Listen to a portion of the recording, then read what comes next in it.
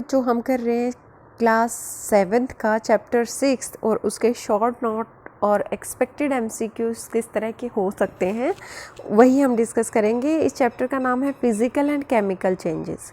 Chapter के नाम से पता चल रहा है कि कुछ बहुत आसान है जिसमें हमें फिज़िकल और केमिकल चेंजेस के बारे में पढ़ना है। चलिए शुरू करते हैं फिज़िकल चेंज से। फिज़िकल चेंज वो होते हैं जिसमें कोई नया सब्सटेंस नहीं बनता है। ये चेंजेस कैसे होते हैं? रिवर्सिबल होते हैं, मतलब उसके फिज़िक में ही चेंज हुआ है, उसका फिज़िकल चेंज हुआ है। ठीक है, उसमें कोई नया पदार्थ नहीं बन रहा है। जैसे अगर हम सपोज़ हम वेजिटेबल्स की कटिंग करते हैं, काटते हैं उन्हें, तो उसका फिज़िकल चेंज हुआ है ना, वो छोटे टुकड़ों में बट गया है। हम किसी रबड़ को स्ट्रेच करते हैं, खींचते हैं, तो उससे वो रबड़ का क्या हुआ? उसकी फिज़िकल चेंज हुई है। ठीक है, उसका कोई नया सब्सटेंस तो बना नहीं। तो ये चेंजेस क्या है? फिज़िकल चेंज है। केमिकल चेंज कौन से होते हैं? जिसमें नया सब्सटेंस बनता है। जैसे बर्निंग ऑफ कॉयल है, जब हम लकड़ी को जलाते हैं तो उससे ऐश बनता है, उससे जैसे राख बनती है जिसे कहते हैं ना, वो क्या है? वो सारे केमिकल चेंज हैं। इसमें जैसे मेन्योर बनना होता है, लीव्स का गल सड़ के उसका खाद बन जाता है, एक नया सब्सटेंस बन रहा है ना। वैसे तो वो आपको फिज़िकल चेंज लगेगा, लेकिन वो फिज़िकल चेंज नहीं है, वो पूरी तरह से एक नया सब्सटेंस बन जाता है, इसलिए वो केमिकल चेंज है। अब ऐसी भी रिएक्शंस होती हैं जिसमें दोनों चेंजेस होते हैं, हो सकते हैं ना। वो कौन से हो सकते हैं? देखिए, जब हम कैंडल को बर्न करते हैं तो वो क्या है? उसमें दोनों चेंजेस आते हैं। अगर ऑप्शन में आपको मिले कि फिज़िकल चेंज कौन सा है, केमिकल चेंज कौन सा है, और अगर उसमें कैंडल, बर्निंग कैंडल दिया हुआ है, ठीक है, तो कई बार दो तीन ऑप्शंस में एक जैसा दिया होता है। सपोज आपसे पूछे फिज़िकल चेंज कौन सा है ना, तो आपको दे देंगे कटिंग ऑफ ट्री, और दूसरा दे देंगे आपको जैसे स्ट्रेचिंग ऑफ रबर, तीसरा दे देंगे ये क्या है, उसका जो लोहे की वायर बनाते हैं ना, उसको पीट के चद्दरें बनाते हैं, वैसा दे देंगे। ठीक है, तो एक और डाल देंगे उसमें कि आपका बर्निंग ऑफ कैंडल, और ऑप्शन दे देंगे, और लास्ट ऑप्शन दे देंगे अबव ऑल। तो आपको बर्निंग ऑफ कैंडल से कंफ्यूज नहीं होना, ये दोनों में आता है, फिज़िकल चेंज में भी आता है और केमिकल चेंज में भी आता है। फिज़िकल चेंज कैसा हो रहा है? जो उसका मोम था, जो मोमबत्ती में जो मोम होता है ना, वो वैक्स जो होता है पिघल रहा है। ठीक है, पहले वो सॉलिड स्टेट में था, वो लिक्विड स्टेट में आ रहा है, तो वो फिज़िकल चेंज है। और केमिकल चेंज कैसे है कि उसमें जो धागा होता है वो भी, और साथ में जो वैक्स है वो भी, दोनों जल भी रहे हैं, हमें पता नहीं चल रहा वैक्स का, लेकिन अगर हम देखें तो जितनी वैक्स थी स्टार्टिंग में उससे बहुत कम हो जाती है बर्निंग होने के बाद, कई बार तो बचती भी नहीं है, साथ साथ वो बर्न होती जाती है। तो इसलिए वो क्या है? वो एक केमिकल चेंज है। ईटिंग ऑफ फूड किस तरह से हैं? दोनों चेंजेस कैसे होते हैं इसमें? ईटिंग ऑफ फूड में जैसे हम खाना खाते हैं तो लार्ज सब्सटेंस जो होते हैं स्मॉलर में कन्वर्ट हो जाते हैं, टूट जाते हैं, जैसे हम चबाते हैं उनको। ठीक है, तो ये तो है उसका फिज़िकल चेंज।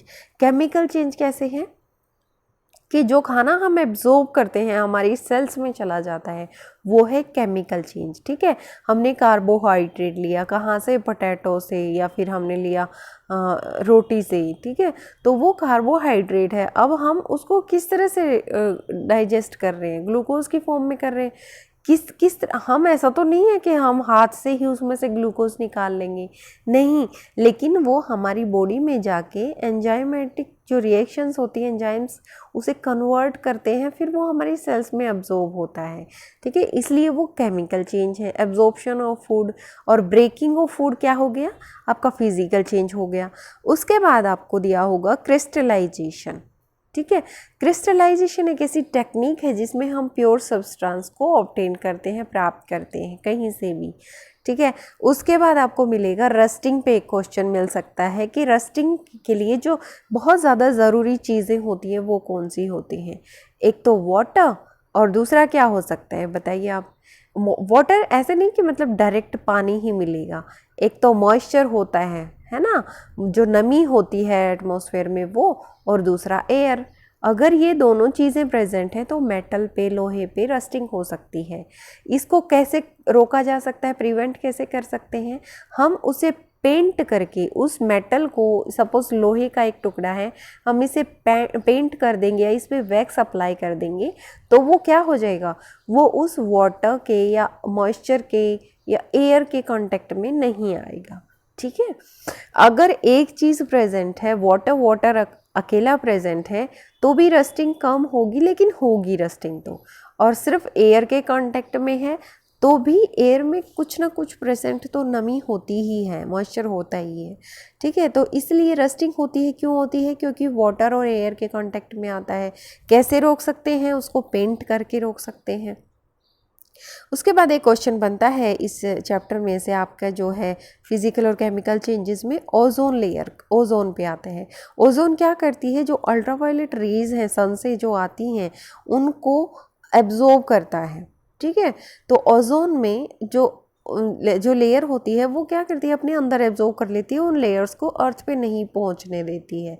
ठीक है, जितने भी हम ख़राब काम करते हैं, जितने भी कारखाने हम चला रहे हैं हम पैसे लूटने के लिए लोगों से, जितना भी हम कुछ कर रहे हैं, इन सब से केमिकल्स रिलीज़ हो रहे हैं और ये हमारे लिए नुकसान की बात है। ठीक है, पैसा तो कमा लेंगे लेकिन उसका क्या करेंगे? जो ओजोन हमारे तक पहुंच जाएगी। और वो ओजोन ख़त्म कैसे हो रही है? क्योंकि ये जो केमिकल्स रिलीज़ हो रहे हैं ये उसको डिस्ट्रॉय कर रहे हैं, तोड़ रहे हैं उस लेयर को। ठीक है, इसलिए क्या करो कि आप जब भी कहीं फैक्ट्री लगवाते हो या कोई और लगाता है तो उसे सलाह दो, भाई देखो यहाँ पे मत लगाओ, या फिर इसका ऐसा इलाज करो, इसमें ऐसी मशीनरी लगाओ कि ज़्यादा केमिकल्स रिलीज़ ना हो, या जो केमिकल रिलीज़ होते हैं उसको बहुत दूर जगह पे जाके या तो ज़मीन में दबा दो, या फिर उसका इतना ज़्यादा मतलब होता है ना कि सावधानी से उसे करो कि किसी को नुकसान भी ना पहुंचे।